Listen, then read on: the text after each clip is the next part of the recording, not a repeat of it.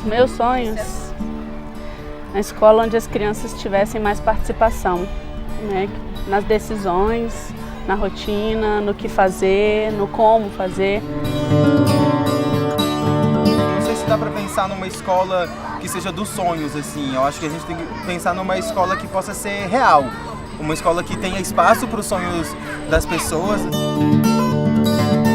A escola dos sonhos, né, acho que seria uma escola que principalmente respeite o sujeito, assim, o indivíduo.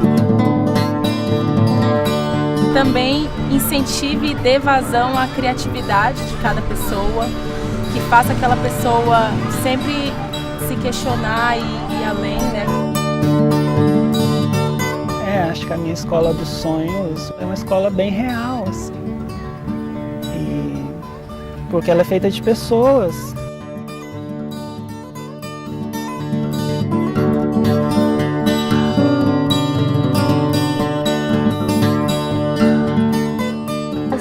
Se aprendesse de um jeito que eu aprendi quando eu era menor, porque você aprende brincando do jeito que você sabe brincar e do jeito que os outros também sabem brincar. Então eu acho que vai ser muito importante se algum dia alguém construísse uma escola, fosse exato o ambiente onde as crianças iam querer ir.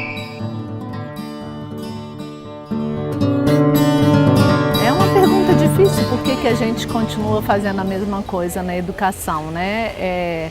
A tradição, ela tem uma capacidade de se automanter, né? Ela é muito impressionante porque quando a gente pergunta para as pessoas adultas se elas aprenderam tudo ou a grande maior parte das coisas que se estudou na escola, todo mundo ri, diz que não, é claro que não. Quando a gente pergunta sobre o que você realmente aprendeu na escola, as pessoas vão buscar uma ou outra experiência, que às vezes foi uma experiência inovadora. Então a gente pergunta por que a maioria das nossas atividades na escola não é assim, não é significativa, não é mobilizadora, não é motivadora. Eu observo no Brasil algo que eu presenciei em Portugal. Os professores têm consciência de que esta escola, este modelo de escola, não ensina, não educa, compreende que o professor compreende que é um bom profissional, mas que por mais esforços que faça, nem todos os alunos aprendem, mas quase sempre ignoram a origem desta escola. Então a gente vem com uma tradição de escola que é, vamos dizer assim, quase medieval, né? Mas ela é uma coisa segura, então as pessoas se sentem seguras, né, de fazer aquilo, embora elas mesmas já não saibam por que elas fazem isso, por que a gente tem uma sala desse jeito, as carteiras desse jeito, esse tempo de aula, etc. e tal. E ela tem origem na Prússia militar, na França dos conventos e na Revolução Industrial da Inglaterra. Ela tem fundamento filosófico no século XVII. E emerge como escola de modernidade no século XIX. E, portanto, a escola da Revolução Industrial surge fundada segundo princípios muito vinculados à ideia de uma fábrica, onde todos estão em linha com o tipo de linha de produção e onde o conhecimento é transmitido, para que todos aprendam ao mesmo tempo, da mesma forma e os mesmos conteúdos. Isso, aliás, era visto na forma como a escola se organizava, em turmas, em horários e em toques, da mesma forma que na fábrica o toque significava que mudavam os trabalhadores de turno. E, portanto, a escola tinha essa justificação e até podemos dizer que era uma justificação correta. Porquê? Porque os detentores do conhecimento eram os professores. O conhecimento estava na posse de um reduzido número de pessoas. E, portanto, a transmissão do conhecimento, a transmissão da boa nova, justificava que a escola se organizasse de determinada forma. A gente naturalizou, de certa forma, a visão de que educar é igual a escolarizar, e escolarizar é passar por uma série por séries, né, em que nós vamos comprovando cada vez mais um acúmulo de conhecimentos a partir de provas que testam esses conhecimentos. Então, é uma cultura muito forte que está nos professores, nos pais, nos próprios estudantes. Eu acho que a gente vive meio que uma ilusão coletiva de que a escola só é dessa forma, porque afinal de contas, quem mantém a escola, quem faz a escola ser do jeito que é, são pessoas que, a despeito da escola, foram passando, né, de um nível de escolaridade para o outro e relativamente, né, assim, bem-sucedidos. Então a gente acaba replicando isso. Nós vivemos numa sociedade que é a sociedade da informação e do conhecimento, o que significa que a informação hoje está ao acesso de todos nós e o conhecimento também está ao acesso de todos nós. A internet, por exemplo, disponibiliza o conteúdo de forma muito mais acessível, né? E esse formato de escola convencional, ele tem o professor como o ideal depositário do conhecimento, né? Que vai transmitir de forma tão vertical para os estudantes que tem que absorver e reproduzir. E aí, no meu modo de ver, a gente está sabotando o aprendizado e o desenvolvimento da autonomia das crianças. Porque se a gente aprende a escrever escrevendo, se a gente aprende a jogar bola jogando bola, se a gente aprende a tocar violão tocando violão, a gente aprende a escolher escolhendo. Mas se a gente não pode escolher nada por 17 anos, depois a gente sai da escola e tem que escolher uma profissão, fica um pouco difícil, né? Então é um sistema que ele está, por um lado, claramente falido, mas por outro lado ele funciona para a manutenção das coisas como elas são. Então, como tu vai construir espaços em que trabalhar colaborativamente, compartilhando as coisas, realmente seja a principal forma de conhecimento, de ter acesso ao conhecimento, se tudo que a gente tem fora da escola é o inverso. Essa cultura é o principal vamos dizer, desafio, né, a ser enfrentado. E a forma de enfrentar, acho que é muito mostrar que é possível de outro jeito. A escola deixou de ser, tem de deixar de ser, aquele espaço físico de 4 paredes onde a transmissão de conhecimento se processa, para ser o espaço que pode ser um espaço comunitário alargado, que vai desde a escola, espaço físico, edifício, passa pela casa, passa pela comunidade, passa pela internet, passa por todos os locais onde eu posso encontrar conhecimento. E, portanto, esta é uma outra dimensão da escola que necessita de uma outra dimensão de professor e de uma outra dimensão de o ato educativo. Disseram para mim, ao final da primeira semana de trabalho, o senhor é bonzinho, mas o senhor não é professor. Então, preciso saber como que é e o que é ser professor. Vocês podem dizer para mim, assim, como que eu devo fazer para ser professor? Um dos alunos levantou, os outros ficaram, ele falou assim, gente, vou ali na direção, vocês fiquem quietos, eu já volto. Quando ele saiu, todo mundo... Ele voltou, abriu a porta, todos correram e sentaram. Ele, não, gente, nós não senta quando a porta abre. Fez de novo, quando ele voltou, ele já voltou chutando a porta no berro. Sentado, sentado. É assim. Quando o professor toma consciência de que esse modelo não serve, mas é esse que está aí, quando o professor entende que a sociedade pensa que a escola tem que ser essa e que sempre foi assim, os professores têm uma dupla reação. Ou encaram realmente a necessidade da mudança, ou ficam na sua zona de conforto. Eu vou com esses professores que, para além de tomarem consciência da necessidade de mudar de paradigma, eles começam um caminho de transformação. A gente pode escolher e pode eleger alguns professores em algumas escolas que estão fazendo um trabalho muito lindo de resistência, de muita prática inovadora.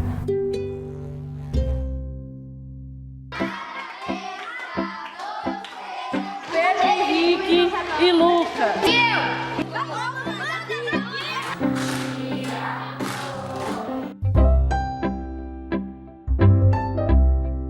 Eu percebi que a educação precisava de uma mudança quando eu entrei na escola como professora e vi que a escola estava igual de quando eu era aluna, né? A mesma escola, como assim? Se passaram anos. Quando eu me vi na outra posição, na posição de poder, né, de professora e de poder dar poder aos alunos, isso me encantou de uma forma assim indescritível. A professora, ela decide as coisas com a gente, ela não decide sozinha. A maioria das professoras aqui na ela escolhe outras escolas, decide as coisas sozinha. Ela não, ela faz votos. Ela pergunta o que a gente quer, como a gente acha melhor, e aí a gente vota. E também tem vários professores que passam prova cada semana. Tem 2 ou 3 provas. E também a professora, ela não gosta de fazer muita prova, porque ela acha que prova não resume o que a gente aprendeu. Tem várias coisas, tem produção de texto, uma simples brincadeira. E a maioria das professoras acha que uma prova já fala tudo, e aí dá a nota e fala se reprovou, se não reprovou. Eu, antes de entrar na escola pública, passei por um lugar chamado Vivendo e Aprendendo. E lá eu vivenciei, enquanto educadora, a Assembleia, né? E eu fui vendo como um espaço de construção democrática. A pauta de hoje tem 3 informes que a professora vai dar. E a gente vai conversar sobre os aniversariantes e o grupo de responsabilidade. Alguém tem mais outra coisa para conversar? Quando a gente tem essa proposição de um espaço educacional que não seja diretivo, que não seja, olha, isso é o que você tem que aprender nesta ordem, desta forma, esses espaços educativos, eles não são espaços de não regras, eles são espaços de regras construídas solidariamente e construídas e negociadas permanentemente, regras com sentido. Quando a gente tem regras com sentido, a adesão a elas é muito maior. Depois da Vivenda, eu passei pela Casa dos Pássaros, onde a gente experimentou com as crianças, bem pautado na Escola da Ponte, que faz, né, as assembleias. A gente via assim, as decisões sendo tomadas pelas crianças, essa coisa de a criança tem responsabilidade sobre aquilo porque ela decidiu aquilo também, né? Então eu acho que a educação ela parte de uma decisão interna. Na primeira escola que eu tive aceitação até das crianças não foi tão fácil, porque elas falam, não, professora, fala aí o que a gente tem que fazer, esse negócio de ficar pensando dá muito trabalho. Então é uma coisa que não dá para ser construída de um dia para o outro. Quando eu entrei aqui, desde o começo do ano, eu fui trabalhando isso com as crianças. Coisas simples, como poder lanchar do lado de fora da sala, ou não precisar pedir para ir ao banheiro, que não é, você não precisa mexer com uma estrutura de uma escola para mudar, mas que já torna o lugar mais agradável, né, e que as crianças se sentem mais pertencentes àquilo e aquilo sendo delas. Repare que bate na hora que você fala a sílaba mais forte. Ó, Escravos de Jó jogaram caixanhar. Tira, põe, deixa ficar. Guerreiros com guerreiros fazem zigue-zigue-zá. Guerreiros com guerreiros fazem zigue-zigue-zá. Perceberam que é na sílaba mais forte que a gente bate?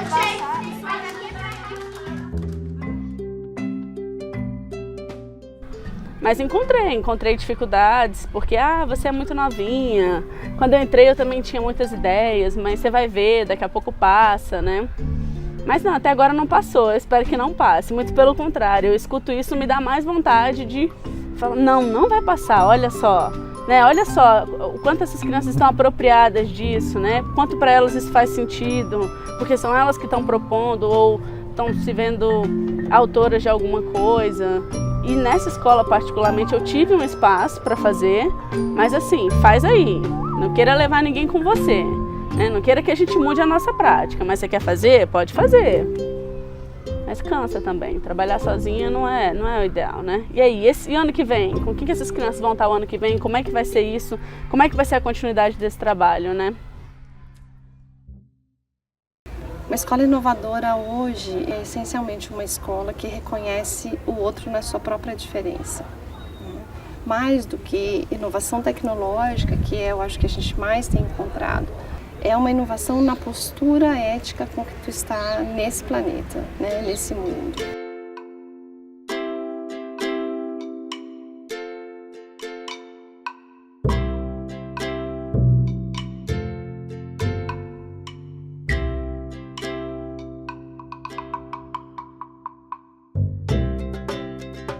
O teórico, Pierre Barbier, fala de escuta sensível. Você leva isso para o olhar sensível em dinâmicas originais que raramente vão seguir o teu planejamento, porque esse planejamento que você fez foi prévio e foi para.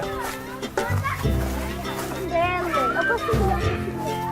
Gabriel, vamos. Ó, cigarro!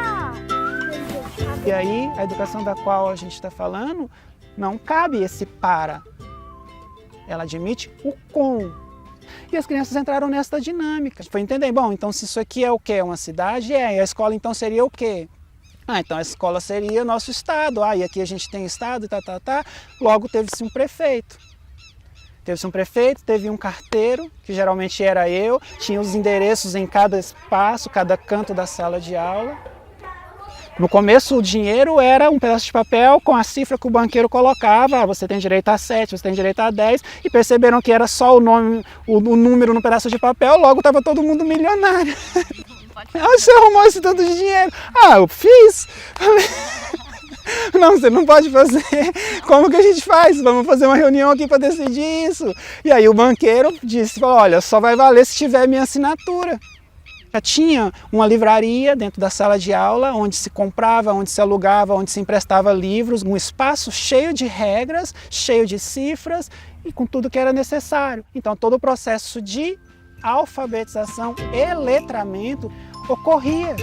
E aí dar aula se torna muito divertido. Ao longo do tempo, foram percebendo que aquele que eles tinham dito então não ser professor, só tinha um jeito diferente de conduzir as coisas, e esse jeito diferente eles começaram a desconfiar que era bom, que era prazeroso.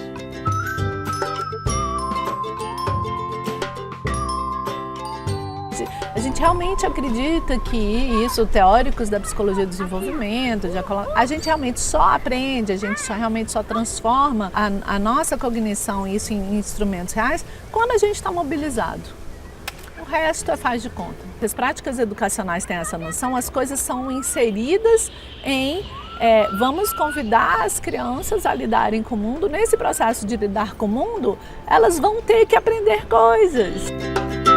Hoje eu acho que essa questão, né, dessas pedagogias que a gente chama de alternativas, que tem a ver com o sujeito, que tem a ver com esses métodos, que tem a ver com essa autonomia, né, essa construção dessa autonomia, elas estão começando a entrar em diálogo com as outras, mas ainda não tem um chão firme para se pisar. Mas a gente trabalha muito com essa perspectiva que é do Freire, que também de certa forma é do Castoriadis, né, de uma autonomia que significa que esse sujeito é capaz de desenvolver um pensamento próprio, uma capacidade de crítica que exige, né, que ele seja capaz de refletir, de pesquisar, de ler, de interpretar o que ele está lendo, de fazer uma ponte entre o que ele vê e o que ele, né, estuda. Então, a autonomia, na verdade, é isso, né? Essa trajetória que o sujeito tem de fazer para não ser um sujeito inconsciente, dependente, né, e adequado, né? Nós ainda temos a grande maioria das escolas públicas, particulares e associativas com modelos mais fechados, né? Nós temos boas escolas infantis, como a Vivendo e Aprendendo, que é uma escola que eu acho que garante um espaço de liberdade, um espaço democrático, um espaço de compreensão e de aprimoramento desse corpo, né, das crianças se conhecerem, elas, o outro, a escola, a cidade.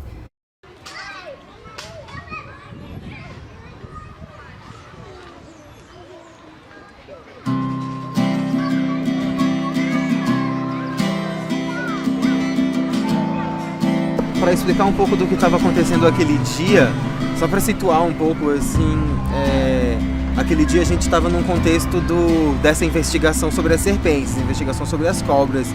A unha gigante quer perguntar para o Miguel: Miguel, você já viu uma cobra na horta da sua casa? E as crianças traziam muito o interesse delas, principalmente em relação a cascavel. O que tinha chamado muita atenção das crianças era exatamente o chocalho que a cascavel usa, enfim, por que ela usa. Pois é, vocês sabem o que é isso? Adivinha? É um chocalho de cascavel. Eu vou passar devagarzinho para todo mundo ver enquanto eu conto uma história, por favor. E aí o Matheus, que é violeiro e tinha em casa, na viola, tem uma na cultura de viola, tem todo um significado do chocalho da cascavel. Isso. Então o Matheus, o que ele fez foi contar um pouco desses significados, ele compartilhou algumas lendas que ele conhece. Entendeu? Porque a cobra fica com raiva, porque o violeiro ele vai lá e pega a magia da cobra.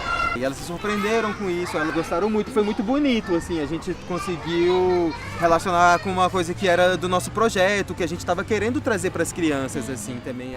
Nós, educadores, também estamos ali num relacionamento entre nós, entre as crianças. A gente aprende o tempo todo com as crianças, a gente tem 14 mestres na sala. E mais os nossos parceiros, que é uma relação de parceria mesmo, de confiança, de troca e de brincadeira. A Vivendo, ela tem uma estrutura de trabalho que se organiza através das parcerias. Então todos os professores na Vivendo, eles não trabalham sozinhos na sala. Isso favorece um enriquecimento assim, desse trabalho pedagógico.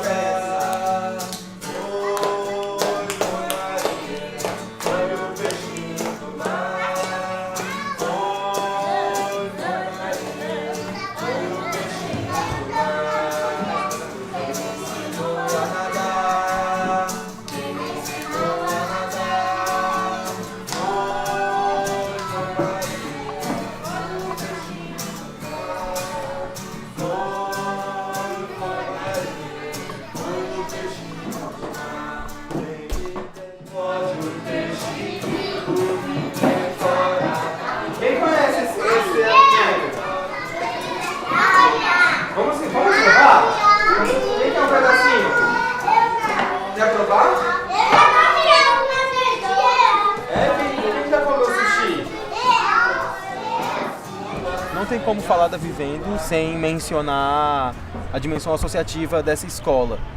Na verdade, a Vivendo tem uma estrutura que se organiza toda com base nessa gestão que é compartilhada entre professores, demais funcionários e mães e pais da escola, assim, as famílias da escola. Isso é importantíssimo. A Vivendo, ela é o que ela pode ser nesse momento. Entendeu? Que é o momento dessa comunidade atual, é uma comunidade que se renova, assim, né? Vamos pensar que uma criança passa aqui 5 anos da vida dela, então são 5 anos que as famílias passam participando não só das questões que são administrativas, mas as famílias participam muito também das questões pedagógicas. Um negócio assim que chama atenção também daqui é o tempo do parque. O parque é a atividade que mais dura, né?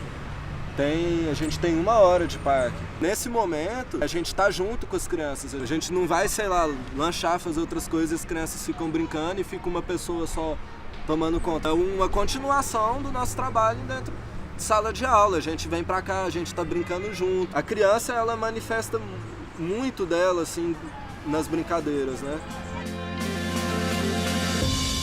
Quando elas saírem daqui, elas vão, com certeza, estranhar novos modelos, até espaços individuais, assim, de como elas se colocarem, como elas se implicam na construção do conhecimento, como elas se implicam no processo de decisão do que elas querem conhecer, o que elas querem explorar.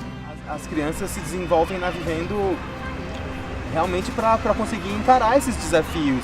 Acho que é um pouco dos princípios pedagógicos da Vivendo, assim, né? Como lidar com problemas. Acho que quem sofre bastante são as famílias também, né? A gente escuta falar bastante, assim, de pais, mães que saíram da Vivendo e que não encontram espaços para essa construção coletiva. Aí a gente volta nessa questão da associação, assim, que é um princípio que tem grandes impactos na questão pedagógica, na questão do cotidiano mesmo vivido pelas crianças.